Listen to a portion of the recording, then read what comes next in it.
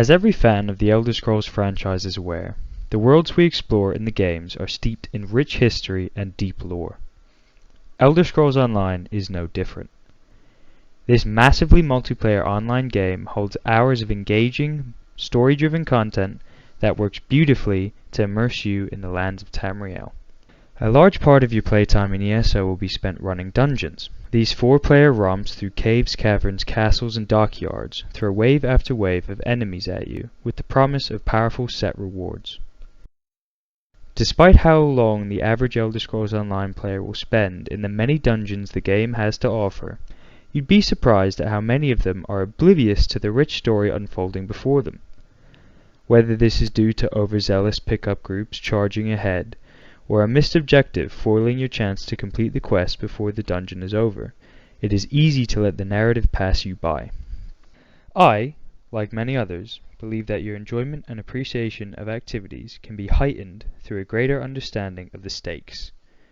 Knowing what you're doing and why and for whom connects you more with your in-game actions and makes it all just a little bit more fun. That is why, in this new series, I'm embarking on a quest to explore the lore and story of every dungeon in the Elder Scrolls Online, in a pursuit to provide a little more clarity and enjoyment to its fine players. We will start our journey with the first dungeon many players encounter, Fungal Grotto 1, Kings of the Grotto. The dungeon is located on the western border of Stonefalls. It is an unassuming looking cavern, tucked under a rock formation, sporting a basic set of wooden doors. For new players, Calstig the Axe will be waiting outside, offering a side quest for you to pick up.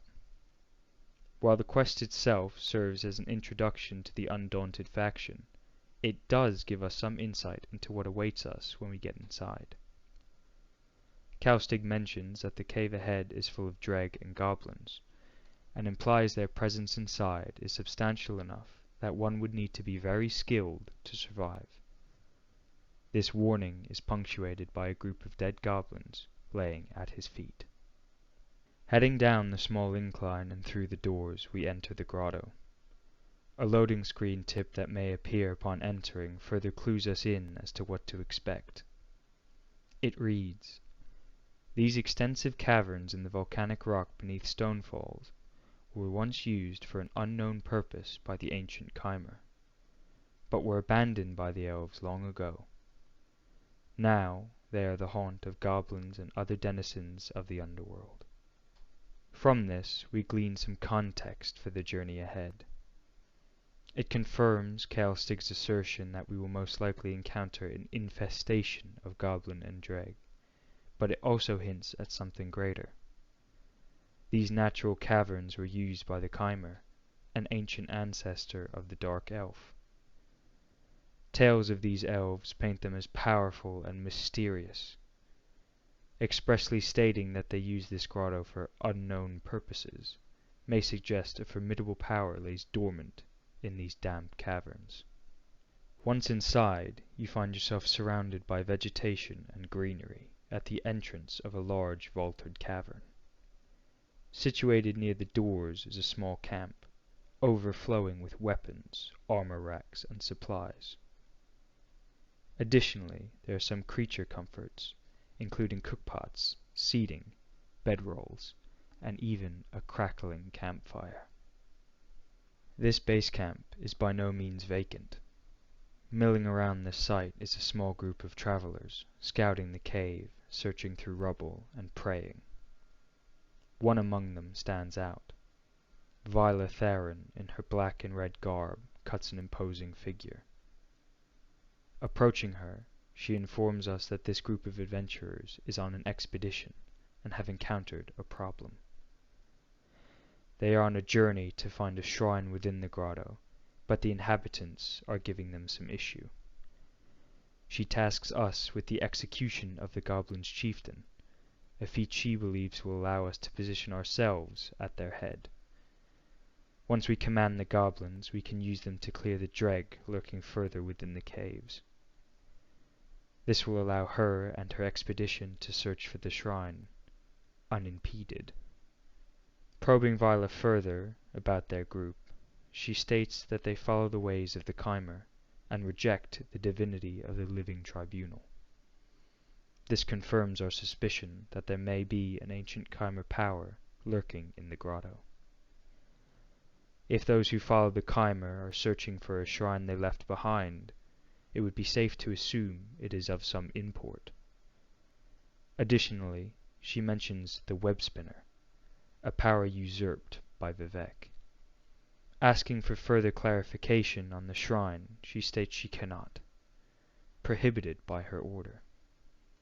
All she can say is that the cause is just, and we will be rewarded.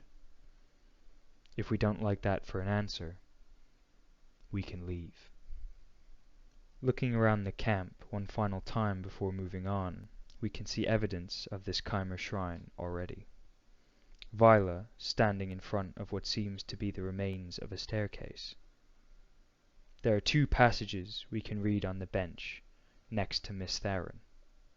The first is a prayer, more specifically the prayer of the Resolute.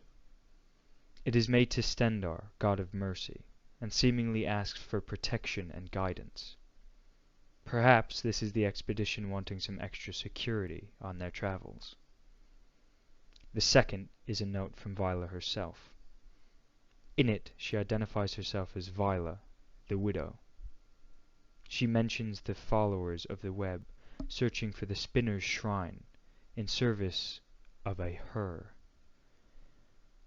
Now that I think about it, this is all starting to sound very Daedric, as is Viola's armor, as well as the spider cultists walking around camp. Perhaps we should take that prayer of Stendarr with us. Looking to the northeast, we get our first glimpse of the goblins' front lines. The Murkwater tribe has positioned its butchers and hunters as a first line of defense to their territory. Clearing the group, you travel up a small hill and past a waterfall into the next chamber. Here we see a larger group of Murkwater goblins, Durzogs in tow. There is more vegetation present here, most likely due to the sunlight pouring through a hole in the cavern's roof and the rushing stream flowing through the rock. We also see a handmade wooden cage housing a Dreg prisoner, suggesting the goblins are already at odds with their neighbors. Finally, we see a sleep shelter of goblin construction, indicating to us we will soon be coming upon the main goblin hub. Crossing the stream, we encounter the first of the Murkwater clan's higher-ups within the grotto, Tazcad the Packmaster, flanked by his 2 Durzogs and hunter escorts. It would be safe to assume that he is the one responsible for the various mutts the Murkwater clan utilizes to guard their territory. Putting him out of commission will certainly help our efforts in clearing the goblins for Viola. Moving ever onward, we find ourselves in a more densely populated chamber. Goblins cooking by the fire, sleeping on bedrolls, and sitting with their friends. We see yet another Dreg prisoner trapped helplessly in a wooden cage. It would seem the goblins are quite proficient at combating the Dreg. They will indeed make powerful allies in the battles to come. Finally, we arrive in the Murkwater tribe's main chamber. It is swarming with goblins and Durzogs, littered with sleep shelters, bedrolls, campfires, and holds yet another Dreg prisoner. Notably, there is the infrastructure for mining. It is unknown when these platforms and supplies were introduced to the grotto, and by whom, but it is safe to say they belong to the goblins now. War Chief Ozozai stands high above the room, surveying his underlings. He is powerful and resolute, using his strength and magics to combat us. As all who came before, however, he too falls. Planting his head on a spike rallies the remaining goblins to our side, filling the chamber with cheers and cries. The wood doors once barred to you now swing open. Continuing through the tunnel, we pass through the central goblin residency, adorned with sleep shelters, cooking fires, armor racks, cheese sacks, and wood piles. Our new goblin army awaits our presence at the northwest border of their domain. Here we enter Fungal Grotto proper, the largest chamber by far, filled with towering fungi and crashing waterfalls. We also get a look at how hard it must have been for the Mirkwater clan before our arrival. Ahead of us are more ramshackle barricades, beyond which are strewn the corpses of Dreg and Goblin alike. It would seem that between this and the expedition, the Mirkwater clan has been living under siege. Rallying the full might of our new fighting force, we move against our many-legged foe. We clash in the rushing streams. We clash in the damp grass. We clash across ancient Chimer bridges. The enemy, bolstered by swarming mudcrab, never yields. Our conquest is halted briefly by a towering Dreg. The brood-birther stands tall before us, using powerful lightning and serrated claw to rend our assault. Ultimately, naught but a distraction. Looking down at its chitinous corpse, it would seem that this beast was, in part, responsible for the Dreg presence in the grotto, its many offspring lurking close nearby. Our now depleted strike team moves down and forward, across another ancient bridge, to face the source of the swarming mudcrab reinforcing the Dreg defense. Clatterclaw is busy tending to her brood when we come upon her. During our grapple, she desperately calls her children to defend her, but alas, this is done in vain. Crossing one final, weathered bridge, the Dreg King, Kra, rushes to meet us. He is the last of his kind residing in the grotto, his children and broodmother laid low by our tireless assault.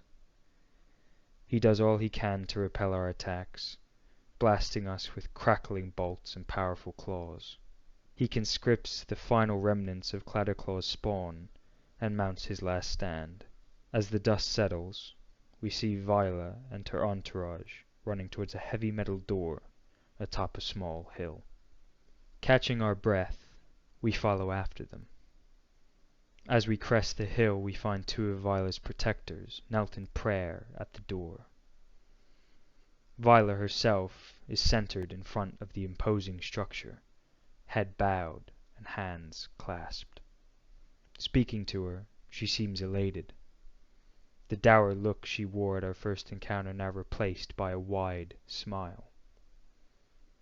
She rewards us for our work as promised, and orders us to leave. What lies inside the shrine is no doubt sacred, and we have been deemed unworthy. As we turn to face the grotto one final time, we are left only with the chirping of birds and the patter of raindrops. We have accomplished our given task, delivering this strange group to the doors of their holy Chimer shrine. But at what cost? We decimated the ecosystem within the grotto, wiping out its native species using a conscripted army of goblins that even before our arrival lived lives of fear and conflict. All of this to reach the doors of a shrine we are deemed too unimportant to see. Perhaps after these explorers have moved on, we should venture back to this grotto to have a look for ourselves. For now, however, we will gather our spoils, bandage our wounds, and take our leave.